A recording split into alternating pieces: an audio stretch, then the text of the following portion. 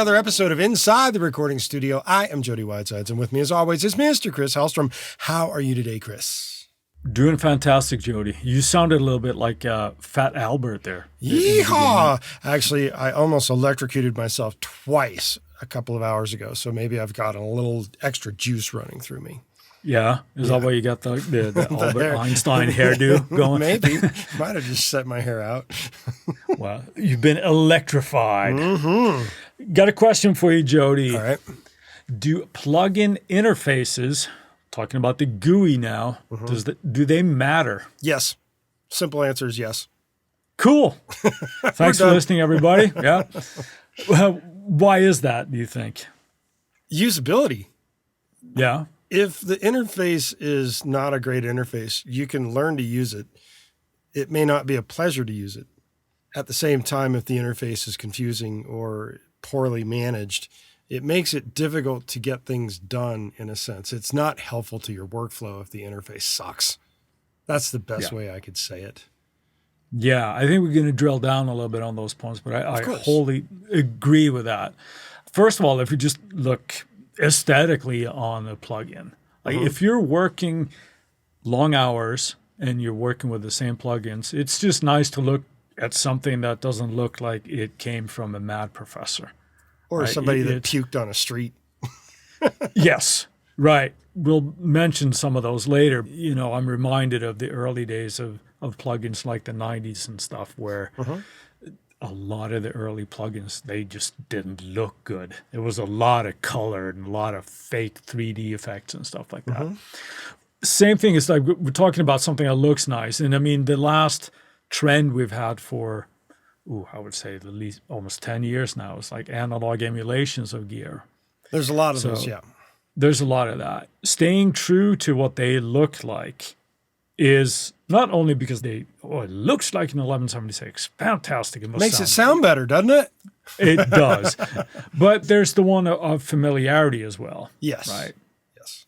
You know, if you're somebody that's worked on the actual hardware and now you have the plugin, you don't have to necessarily relearn something. For example, let's say on the 1176, how the attack and release knob, they're essentially backwards. Yes. But it's just like the hardware. Exactly. But if they had changed that in the software version, that would probably confuse a lot of people that are used to the hardware. It would confuse. Plus, it wouldn't sound as good just because it doesn't look like it. I'm kidding, of course. Yeah. Maybe that could have been an option. You know, I don't know. But there's one of familiarity there that is important when it comes to that as well. Right. Now, you mentioned the interfaces that they might look horrible, like somebody puked on them, right? There is the thing with the inspiration or possibly an off-putting thing when it comes to the interfaces as well. Yeah, if it doesn't look good, it's probably not going to be fun to play around with, work with, that kind of thing. If it's strictly just numbers and sliders, that's boring. Anybody that's a Logic user, you can try this with yourself right now. If you have your built-in plugins, right, and you tend to use them, go and switch to the other mode where it's like you can actually black them out and they're all sliders and numbers. And names. And see how fun that is. So you know what slider is doing what. It just doesn't look cool.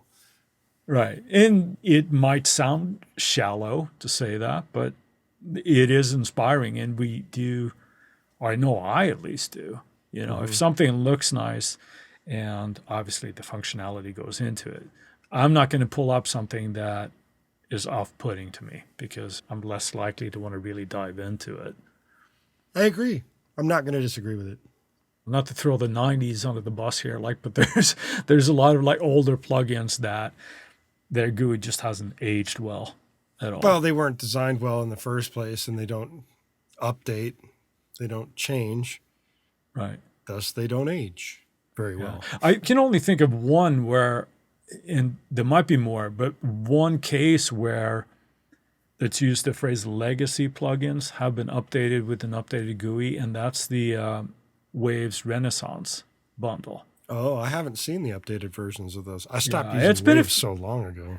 Yeah, no, it's a few years ago, but they're no longer that blue-looking thing with the prototypical like early noughties sliders and numbers, but they're a lot more modern looking these days, shall we say. And they may even be resizable. I'm not sure. But there's one thing. Those are reasons why we think that, obviously the good looking GUI makes us use them. But does it really matter? Let's play devil's advocate. What are some of the reasons why it shouldn't matter? Well, technically, the GUI doesn't change how the plugin actually sounds, despite the fact that I joked about it sounding better because the GUI looked better. The reality is it does not change the technical sound of what's going on. It's still just operating on the audio via ones and zeros that go through whatever algorithm the plugin's actually doing. Thus, it doesn't matter what it looks like. It's still manipulating the sound as needed. Yeah. I'm reminded of something here where before the Logic built-in plugins got an updated visual representation, shall we say, whether that was a better or worse or just a lateral move, I'll leave that up to the user. There was a time when they started adding different types of compression algorithms into the compressor plugin. The Platinum compressor. Yes, exactly. That was probably the very tail end of the Imagic era. I'm inclined to think you're right there, but they didn't call them like, oh, this is an SSL or this is something. It was like, they oh, still this is a don't class. really. Well, no, but they're a little bit more descriptive these days. There was a guy, part of this Logic user group online, that was really, really helpful. There was a lot of very knowledgeable people there. There was a guy from Denmark, and I'll just throw his name out there, but his name was Holger Lagerfeldt, and I'm assuming it still is his name. But he was a mastering engineer, I believe, in Denmark, and he had his own studio, and he had a SSL bus compressor. And he had actually dialed up the settings on what was close to like an emulation in the Logic compressor. He had done this and he had uploaded these to the user group. It's like, here, check this out, right? And there was for the different time constants in the SSL compressor. And by the way he had set them, it wasn't like, okay, it was supposed to be 100 millisecond release or whatever. It might not be exactly that number on the compressor. What he had done is he had like null tested these against his hardware unit. While he said they didn't necessarily null out completely, it was very, very, very close. Right. But my point with that is I wonder how many people still raced out and bought an SSL bus compressor when it came available with a proper GUI on it, right? Because it didn't look like it, so it probably didn't sound as good, right? Right. So we're fooled a lot with just listening with our eyes and not with our ears, as we should. As you've harped on the early aughts and the late 90s where plugins were first getting a foothold in terms of what they look like, the reason why a lot of the time they didn't look very great is because having an extravagant GUI meant chewing up processing power. Right. That's really not the case anymore today. It's not as dire processing power usage as it was back in the day. Yeah, and it sounds silly possibly to bring it up because we're talking about things like essentially just loading giant image files in the plugin, right? And all those little bits and bobs added up to being a processor hungry thing. Today, we don't think of that. They're probably better coded and stuff as well today. Let's move beyond the visual aspect of it and talk about actual pieces, parts that end up in the GUI. One of the first things that I can think of is whether a GUI is too simplistic or if it gets too complicated in terms of all the stuff that they throw at you. One of the things that happens on some plugin manufacturers is that they will hide advanced options in the interface. So you hover over it or you click on a certain section and it pops out something else, or it brings up a second interface when you're hovered over it. Oh man, sometimes it's nice. Other times it's, can't we do a better design so we don't have to do this? Yeah. You can go on one end when it's like a company that I mentioned earlier here, but they have like the one knob series. or just like it's one parameter. So you go from that on one end and then something that looks like a giant Euro rack for a synth, right? Where just every parameter is available to you. That, obviously, you want to have that balance where you have access to, my opinion here, right? You want to have access to the imperative functionality right away and not have to look around in the GUI to find it, right? So, but then you also want to have like some additional functionality sometimes, right? Where some parameters might be hidden. It's striking that balance, I think. I mentioned joking here, of course, like a Euro rack type of thing, but synth emulations often fall to this, right? Because they can have like every parameter on just the GUI, and it can be very, very intimidating for a user that's not that well versed in synthesis, right? It's not like you have to be like Venus theory to be able to operate this damn thing, right? So, but still get the most of it. There are two actually in Logic that I think suffer from this. Being too cluttered.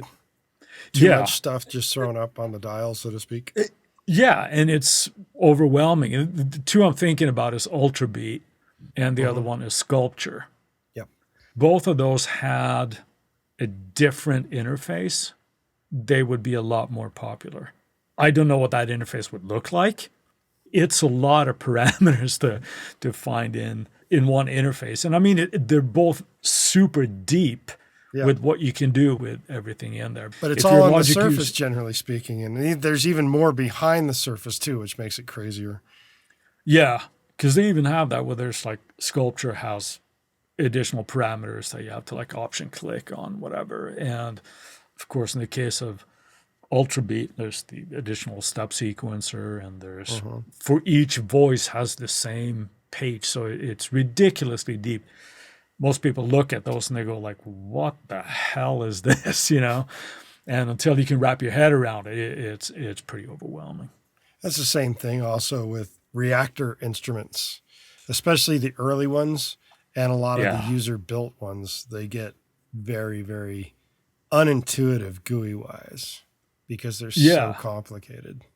And here's another one where certainly like the early ones, again, you're dealing with primarily sliders and numbers and things like, so things don't necessarily look all that appealing. Right. Some people get turned off by that as well. But that was a sign of the times. The new ones look amazing.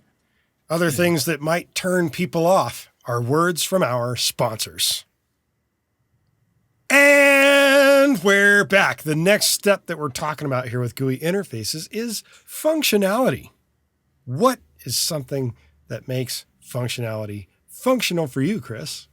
It's having a good layout of the plugin, right? Whatever it may be, where it's obvious, quick access to the important functions and those controls that you use a lot. Yeah. Can you imagine like if you had like a compressor plugin and you have to dive through like 3 different menus to set the threshold or the compression ratio? Like nobody's hopefully done that. That would be a disaster of a design, right? Those are really, really important. We hinted at the familiarity of when it's emulations of analog gear. There's that familiarity, right? They're laid out in a certain way so that you can kind of find that.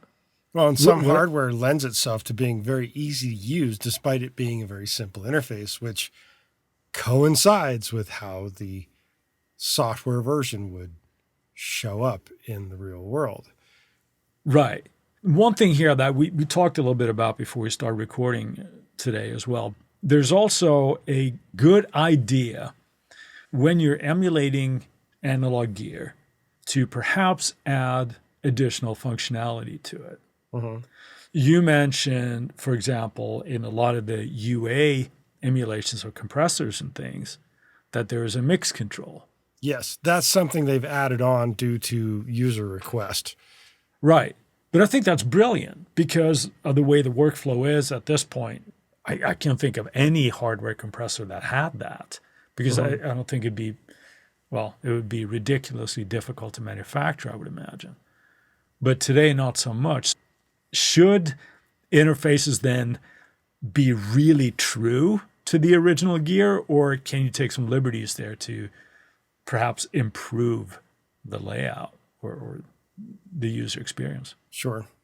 I think it works both ways. Sometimes it's an improvement, sometimes it's not. Yeah, I guess sometimes we can be a little too clever for our own good, perhaps.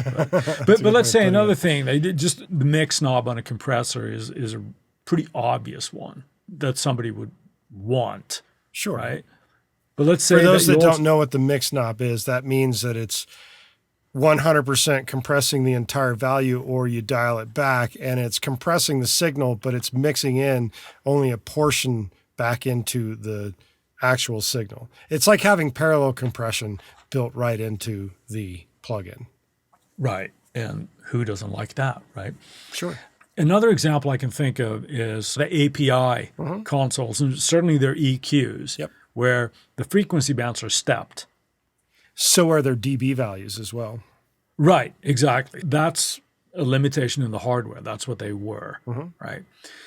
Should that be in an analog emulation there? Should that be the only thing to do? Because that's another one where it's like you can add functionality to this, but now you're going outside of completely like one-on-one emulation as far as like the sound and the functionality. What's your view on that? Well, the Luna version or the UA versions of the plugins that they've done of the API console strips and EQs and such, they are true to the original. They step. They do not have the parametric thing that you are asking about. I don't have a problem with it. That's how that hardware works. I don't care. Okay. Because I'm the other side of that. I understand that mindset. Let's say, for example, the Slate API EQ that's in the analog mix rack. There is the stepped functionality, but if you hold down, I think it's Option or Shift on your keyboard, I can't remember it right now, but you can actually sweep it. So you have those both things that where it's like, okay, well, this is the way the original works, but here's how you can add some or get some additional mileage out of that. Right. So I think that's one of those things too. That's kind of cool, unless you're really locked into, let's say they used to have the actual hardware, right? Where you're like, no, this is the way it works. This step stuff, it's bullshit, you know? I kind of like that. Now, that's a little bit less on the GUI side, but I think it's an important part where you can add and take some liberties. And I don't have a problem with that. I think that's actually cool. I don't really have a problem with it either. And I think in terms of added functionality beyond just the user interface, a lot of the times plugin manufacturers will add it into menus if they do it. UA, as Chris mentioned earlier, runs a mix knob on a lot of its compressors now, which was something that users had asked for. It's not something that comes on the original emulated hardware units. There are also emulations in terms of EQs and such where they've changed certain functionality and they express it in their manual if it's changed and how it's changed. Can you think of such an example? Because obviously I'm not a UA guy, but I think the Neve one has something that I can't recall if it's, I don't remember exactly which one it is off the top of my head, and I've only read the manual about it maybe once, so it's hard to say. Right, but it's presumably something to add functionality in the digital recreation, right? Or something that wasn't available, yeah. On the flip side of that, there's something that just drives me nuts when we're talking about adding functionality. And to me, this is adding a functionality that shouldn't be added. And this comes often with channel strip emulations, right, where they add the noise feature. Okay. Do you know anybody that wants the noise present in their mixes, right? Everything that anybody tried to get rid of in the analog realm, but now that we can get it squeaky clean, it's like, no, let's have the noise there. You know, I guess if you're a real purist, cool, but at least have the ability to turn it off. My understanding was with UA ones, their channel strips recreations aren't adding the noise floor that you're talking about. And well, that's I'm good. assuming you're talking about the Brainworks recreations where they add analog noise and they have the differentiation between up 72 channels. They have the ability to change distortion characteristics or harmonics based on certain input dials that you can dial in. Those are interesting things to work with. They're not exactly how the original channel strips work, but UA doesn't do that. Brainworks is one of them that do that on their channel strips, where they add noise. The other functionality is whatever to me. I'm not one that cares about them. I don't use them. I think it's nonsense is a hard word, but I think it's a nonsense functionality. Well, but UA does do it on a couple of their plugins where there is noise that's inherent to the original unit, and you can opt to turn that off. Right. That I think is I think Waves better. does that too. Waves does that on certain plugins. Yeah, as well. Waves did that on the old compressors and their channel strips as well. I could be wrong, but I think in the early versions that wasn't an option. I could be wrong about that, but I know that now, at least by default, that is turned off. Right. Because I know myself and probably you as well, when you've been sitting and working on the mix and you're sitting there, nothing is playing and you're like, where's that freaking noise coming from? It would always be Waves compressor somewhere. And that drives me absolutely crazy. I don't know anybody who wants that. But somebody does, otherwise it wouldn't be there. I guess, or it wouldn't be a true emulation, right? But anyway, that's a functionality thing as well. Here's another weird thing about with the GUIs, though. First of all, I want to bring up the ability to resize the GUI. It should be standard now. It wasn't back in the day in the late 90s, early aughts, but now it should be standard. It really should. Yeah. Yeah. If you're like me and you're older and your eyesight is starting to go and you have a lot of pixels on your screen and you got a little tiny amp emulation, I'm talking to you, Brainworks, right? Because some of their early ones, they don't resize. Oh my God, that text is small. So that's one that I welcome. Even if, like, let's say I think it's Neural DSP, they have at least the option of doing it like small, medium, or large. I get it if you want to save real estate, fine, but give me something so I can actually read it, right? But the one I really wanted to bring up here, and this is a little bit more on a workflow type of thing. When you're turning, air quote, knobs on your GUI, do you like to go up and down with your mouse or your controller? Or, because there's some of them that you have to do a rotating motion, and that drives me absolutely crazy. You have a thought on that? I'd prefer if it's straight up and down or left and right. It makes it a lot easier for the directionality of things. I would hate to rotate it in a circle. That's just me. Yeah, it's not pure to the hardware, though, man. But that's not. At least have it as an option. I think the Slate rack does that, where you could have it linear, sort of up and down, or if you have rotating. I don't know anybody who prefers the rotating. I guess I don't know that many people. So there you go. Last one that I want to kind of bring up here. What do you thought on, for want of a better phrase, like adaptive GUIs when it comes to like digital EQs and stuff like that don't emulate a piece of gear? It's just precision digital EQ, that kind of stuff. In terms of, well, let's say like you're hovering above a parameter and additional parameters show up, that type of thing, as opposed to having it really depends on how big the overkill is. Sometimes it's cool, sometimes it's a pain in the ass, but that comes down to the workability of the GUI more than anything. Yeah. So that's all I think about it. I don't have a lot of plugins that do that, so I don't really pay much attention to it. I'm with you on that. There's one plugin that has all that, which is the Infinity EQ from Slate again. For whatever reason, I don't reach for that one a lot. Doing the prep for this episode, it got me thinking, like, well, am I not using that because it doesn't have necessarily a pretty analog looking interface, or is it just a habit? I don't know. Could be.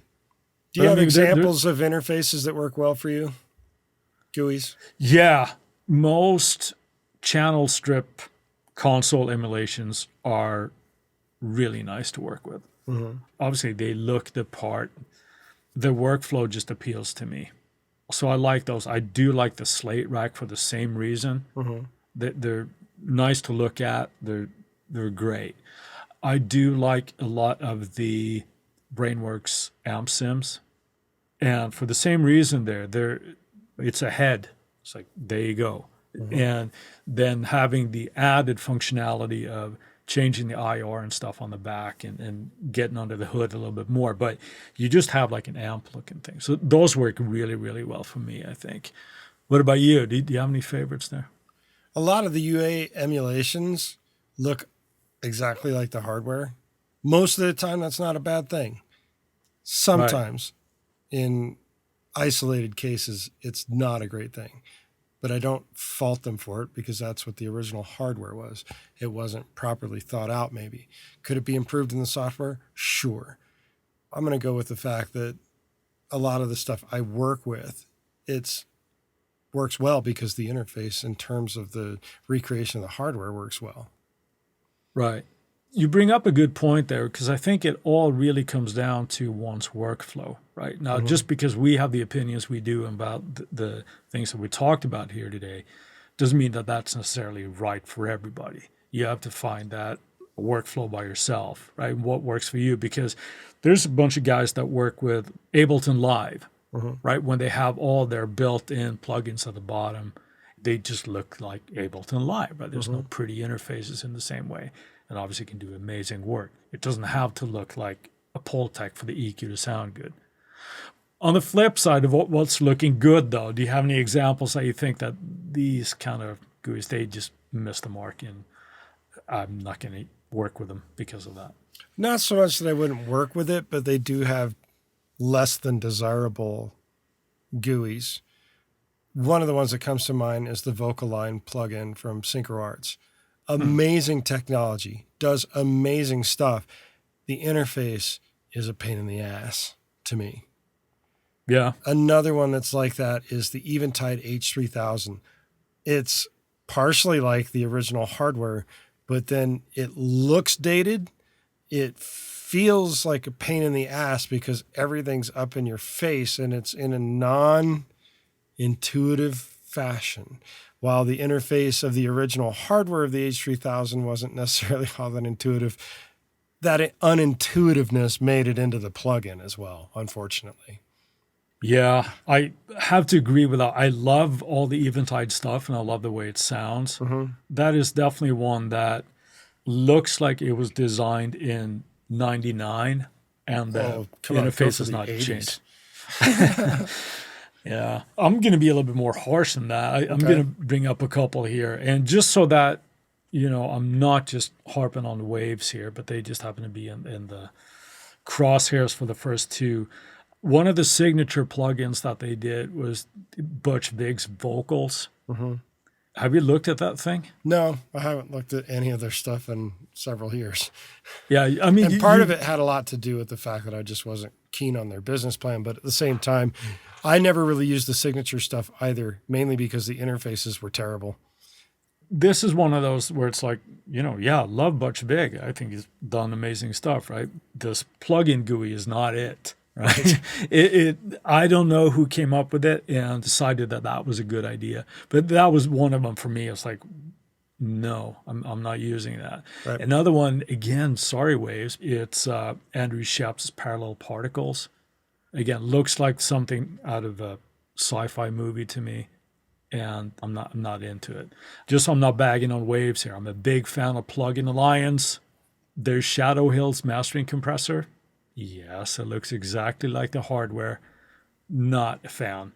Last negative thing I'll say today, and it's a company I love. I love Heaviosity stuff. The Gravity instrument. I wish they'd rework the interface on that because it sounds absolutely glorious and the functionality is amazing and everything that's in there. The GUI is less than desirable. Less than desirable. Yeah, thank you. That's a good way of putting it. But do plugin interfaces matter? Yeah, unfortunately, I think they do. Yes, they do. Yes, they do. Let's move on to our Friday finds. Chris, what have you got this week? You're not going to believe this, but this actually was a Facebook ad that showed up for me. And I'm like, wow, this looks cool. I had never heard of this company. It was a company called Black Salt Audio. they have a plugin called Silencer.